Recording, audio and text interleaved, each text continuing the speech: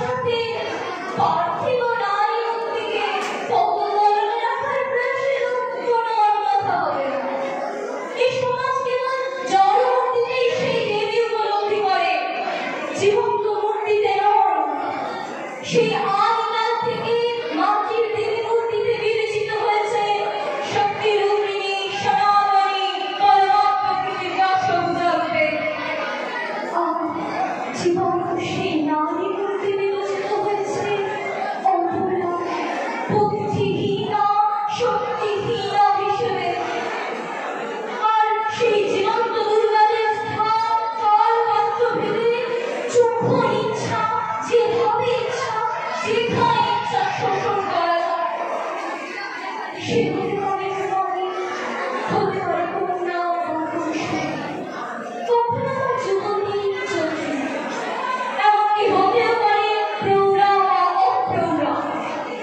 পিতৃতান্ত্রিক এই সমাজে যেন সেই সকল দেবী মূর্তির সর্বাঙ্গ অধিকার সকল ভদ্র মনুষ্যবেশী সন্তানের। পরিণাম পথে প্রান্তরে জঙ্গলে নির্জনে অন্ধকারে আধারে পুড়ে থাকা ক্ষত বিক্ষত ছিন্ন বিচ্ছিন্ন বিভক্ত নারী দেহ।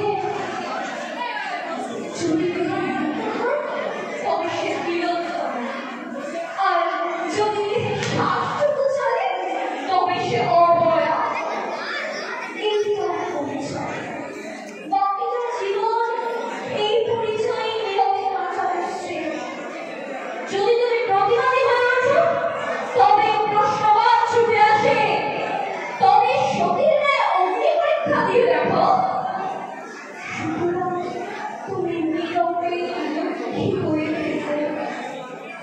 আর যে সকল দুঃশাসন দক্ষ হস্তায় বস্ত্রহরণ করার সম্পন্ন করল, তোমাকে জনগণ অভয় অঙ্গাতে ধরিয়ে দিল, সে হয়ে উঠল পৌরসত্বের বীর, অহংকারে অন্ধ, সচিত্রে হয়ে ওঠে বীর। এভাবেই চলতে থাকে সমাজ। আজ অব্দি কটি নির্ভর সঠিক বিচার পেয়েছে বলতে পারো?